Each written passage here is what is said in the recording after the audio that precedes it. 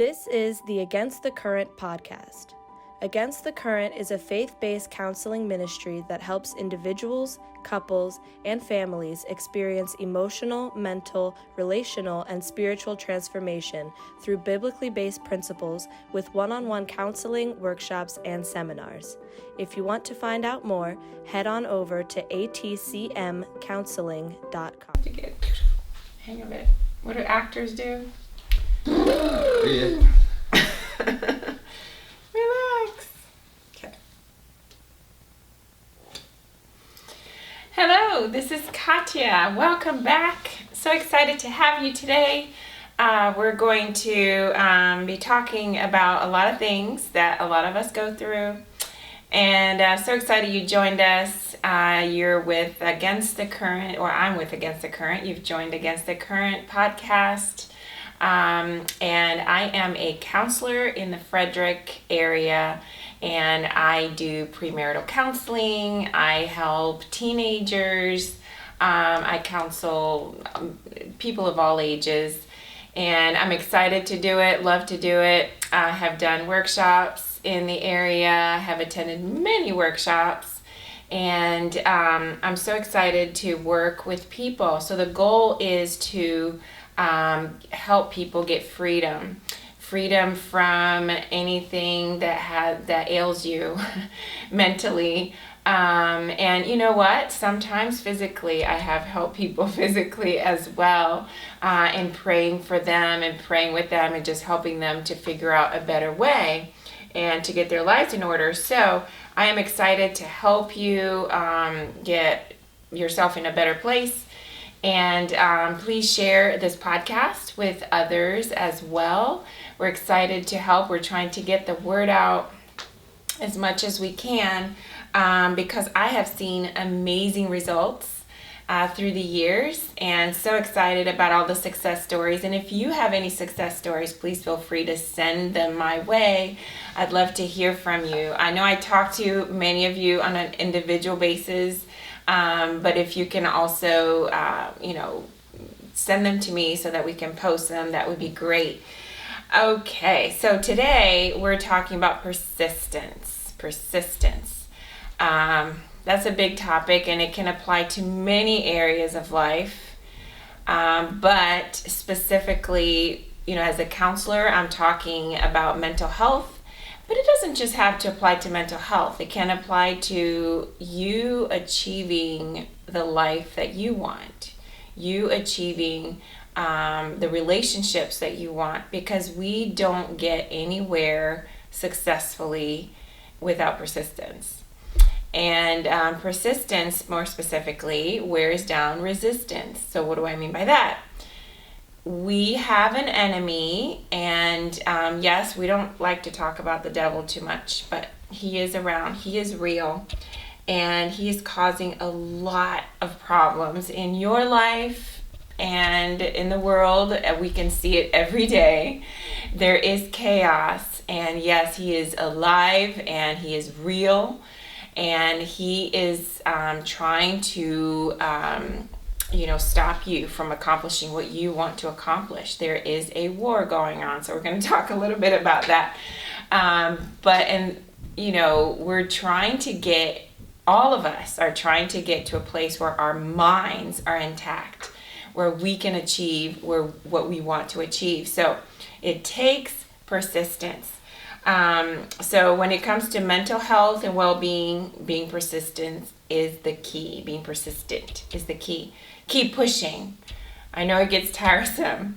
I know we tend to give up. We tend to want to give up.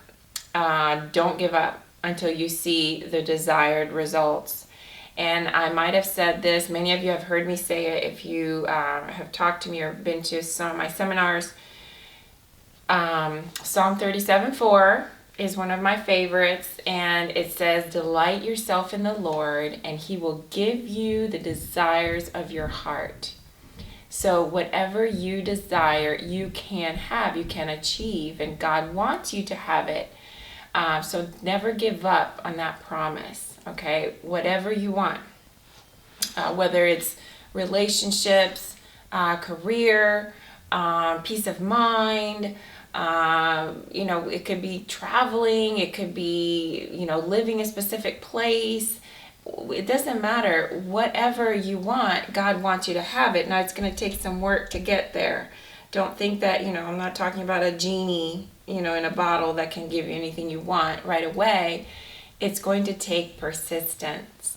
So every day we need to be diligent in being persistent. And I wanted to start with just giving a couple of statistics. It's amazing to me especially now, what's going on with people's mental health. And I was just reading something this week that talked about how 1 in 10 teenagers, 13 to 18, I deal a lot with teenagers, I'm counseling quite a few, they suffer from mental health.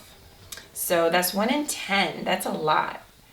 And along with that, just a couple of things. So 20% of adolescents ages 13 to 18 suffer from depression. So it's a little lower in the adult population. It's a little bit under 10%, which is still a high number. But adolescents are, a lot of them are in trouble. And suicide is the third leading cause among adolescents and younger of deaths, 86% being male and 14% being females. And actually, I just a few weeks ago heard about one of the kids from my kids' class that committed suicide. He was only 20 years old. So not a teenager. So a lot of times when this doesn't get resolved and addressed as a teenager, it can then linger on into adulthood and cause many, many problems. So there's a lot of hurt. And first of all, I just want everyone to know that there is help. There is always hope. And there is always an answer. There is a way to get better. But whether you suffer from anxiety or depression or not, this is for you, because all of us have things we want to achieve, whether it's in our personal lives or in our professional lives. It doesn't matter. In our spiritual lives, we all want to achieve. Well, we should. Not everybody wants to, but everybody should want to achieve. So I want to start with Ephesians 6:10 and 11. It says, "Be strong in the Lord and in the power of his might. Put on the full armor of God, that you may be able to stand against the wiles of the devil." So I just want to remind you that we are in a war. And my goodness, I've never been so aware of this as right now in society and what's going on. We see it out, right? I mean, I don't want to speak anything, but sometimes I think, my goodness, are we on the verge of a civil war? It's crazy what's going on. Well, I want to talk about not just that war, the battles that we face, of ideas and so on, but there is a battle that goes on right here in your head. And we have to be so vigilant. We are soldiers, and it says, put on the full armor. You'd never see a soldier getting ready for battle, just dressed the way I'm dressed. Just let's go to battle. And not talking to the general, not getting the instructions, the orders. You have to know, first of all, whose army you're on, who your general is, and if you're ready to go to battle, because that is important. And then it says that you may be able to stand against the wiles of the devil. You want to stand. You don't want to fall. And he is persistent. And that is what I want to focus on today. It's not just your persistence, which is important, but I want to focus on his persistence. Because no matter how persistent you think you are, I can almost guarantee you he's probably more persistent. So it says, so that you can stand against the wiles of the devil. What are wiles? Okay, little vocabulary lesson here. So wiles, they're methods, strategies, trickery, deceits. So he has methods. I mean, think about a general, or, even in a big company, right? There are methods, there are ways that they do things, there are strategies. Think about the military, the United States military. They have strategies. They know exactly what they want to do when they have a plan. Well, the devil has his methods and his strategies, and he is sneaky. He tricks you, and he deceives you. He deceives us on a regular basis. If we're not careful, we can be very easily deceived. He wants nothing good for you. He wants to destroy your family. He doesn't want to see you succeed. He doesn't want to see you better, whether it's mentally or physically or what have you, if you're sick. More importantly, he wants to inflict fear on you, and he's been doing an amazing job lately. So many people going around so fearful. That is part of his strategy. And first of all, I just want everyone to understand everything that is bad comes from Satan, and everything that is good comes from God, okay? So God didn't throw the virus on us or your mental illness to teach you something. No, everything that's good comes from God. Everything that's bad comes from Satan, okay? So he keeps the pressure on us all the time. He is persistent, and he does not let up. This is important to understand. He does not let up. Many times he uses other people. Yes, the loving people in your life. Sometimes it's not their fault, okay? Many times it's they're used a lot of times by the devil by saying things to you, putting you down, holding you back, because we're very controlled by the words of other people, aren't we? We think we can achieve, and we have these grandiose plans, and then we go home and we tell our spouse or our parents or siblings, and they're like, "What?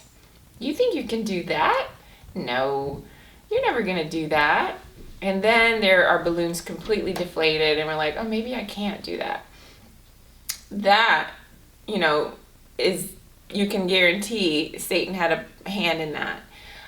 They might not realize it, but it happens because it could be a great idea. And usually, if we have a great idea to do something, watch who you tell it to because they can totally put you down. Another way that we can be put under pressure or negative can come into us is like the media or our own thoughts. Sometimes we just tell ourselves lies all day long because we've learned to do that, and we cover that a lot in counseling. Just lies that we tell ourselves. Examples, I'm never going to amount to anything. You might not even remember how you started thinking that. It could have been a teacher in 3rd grade that told you, "You're not smart. You're not going to really amount to anything." Hopefully nobody has had that, experience, but it could have been a teacher that said, "You're no good at math." I mean, how are you going to achieve anything in the world if you can't even do, math? You have to have math to graduate high school, right? And so you think, and I actually had to deal with a young girl this week, and because she kept saying, "I'm just no good at math. I just don't get it, and I just need a D." And I said, "You can do." I don't ever want to hear you say that again. I don't want you to hear you say, "I am no good at math." I want you to say, "I can do all things through Christ. I can do even math. I can do it. For Pete's sake, you can get at least a D." But I want more than a D. You can do it. So our own thoughts sometimes are our worst enemy. And then, what are you feeding on? So stop watching so much news. The news is negative. It's just negative. And you can be sure the devil uses the pundits in the news to inflict fear on people. It's just their opinions. And a lot of times it's not true. So we have to be very careful what we're listening to. Test everything. Go to the source. Get the right information. But if you don't have time to do all that, just stop putting so much news in your brain. Soap operas that are negative and that, talk about or portray a very dysfunctional lifestyle. I deal with a lot of people who have come from a very dysfunctional background, a family, past relationships, and so on. If you continue watching shows or soap opera that portray a dysfunctional lifestyle, well, guess what? It's reciprocal. You're, without even realizing, you're going to emulate what you're watching in some degree. I'm not saying you might not be as dysfunctional as what we see in soap operas, but it very well can happen. So watch what you're feeding yourself. And all of that stuff is feeding your spirit. And this is where it can get very dangerous. It can get very powerful, or it can get very dangerous. If you're feeding the right things into your spirit, you become more powerful, a better soldier. But if you're feeding all that junk in your spirit, it can be very dangerous, because you're not going to be able to persist properly against the wiles of the devil. And our persistence will wear down his resistance. Okay, so don't let up. Don't let up. When he pushes, you push harder. And this is what I want to really stress, is that he's persistent, but you need to be even more persistent. You don't let up. Be aggressive about it. Don't just sit back and say, oh, well, this is what life's dealing, has dealt on me or whatever. And I'm just going to have to take it. That's the way my parents' life was. If your parents were not successful, or if they were dysfunctional, or if they were divorced, you might think in the back of your mind that might happen to me, because it happened to my parents, it happened to my grandparents, it happened to, you can see how your thoughts can take you down that path. No, it doesn't have to be that way. You're your own person. You start your own life. From you on is a totally different thing. You can totally break that pattern. And I want to go really quickly to 1 Samuel 17, because we're talking about the persistence of the enemy. And I want to really talk about what the enemy does. And he's very persistent. And I'm going to make this bigger here so I can see it. Okay, so just a little historical context here. So this is the story of David and Goliath. A lot of you are very familiar with this story. And the Israelites were at war with the Philistines for a long, long time. So there was a very tall, giant-looking man who was very powerful, who taunted them day in and day out, and they were afraid. They were very afraid. So here's how it goes. Goliath stood and shouted a taunt across to the Israelites. Why are you all coming out to fight?" he called. "I am the Philistine champion, but you are only the servants of Saul. Choose one man to come down here and fight me. If he kills me, then we will be your slaves.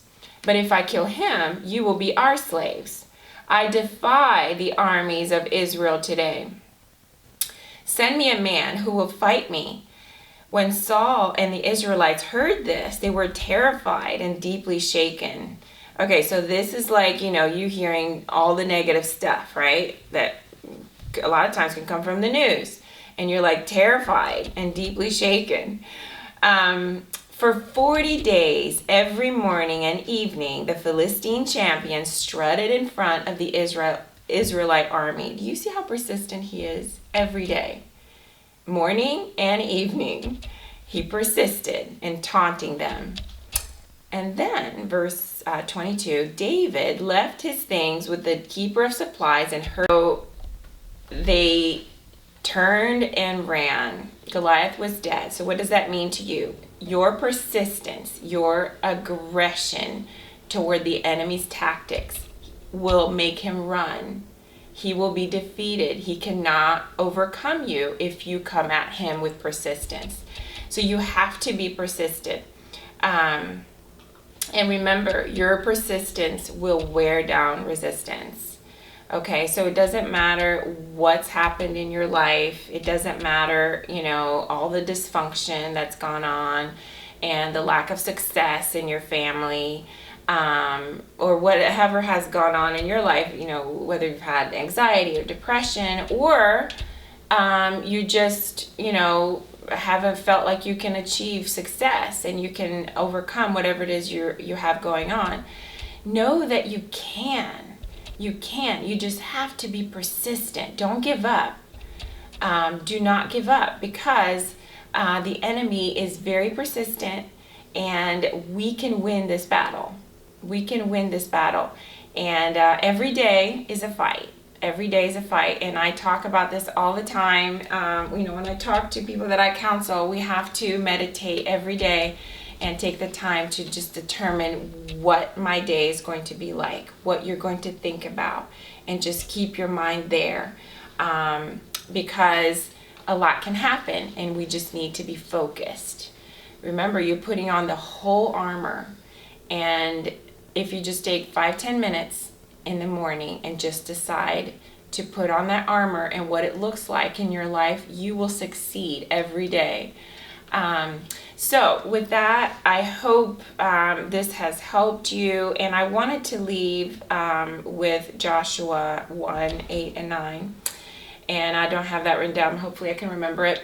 And it says, keep the book of the law always on your lips. Meditate on it day and night, so that you may be able to, so that you can, I lost my train of thought. But basically, you will be successful and prosperous when you keep the word in your mind day and night. And then it says, be strong and courageous, for the Lord your God is with you everywhere you go.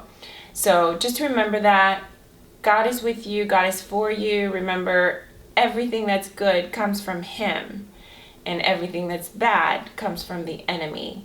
So you can do this, and remember, you can leave comments, and if you have anything that you want us to talk about, or you have prayer requests, please feel free to send them our way. And you guys have an awesome day, and we'll see you next time. Bye. Thanks for listening. You can also follow us on Facebook at Against the Current Ministries and on Instagram at Katya C. Mills.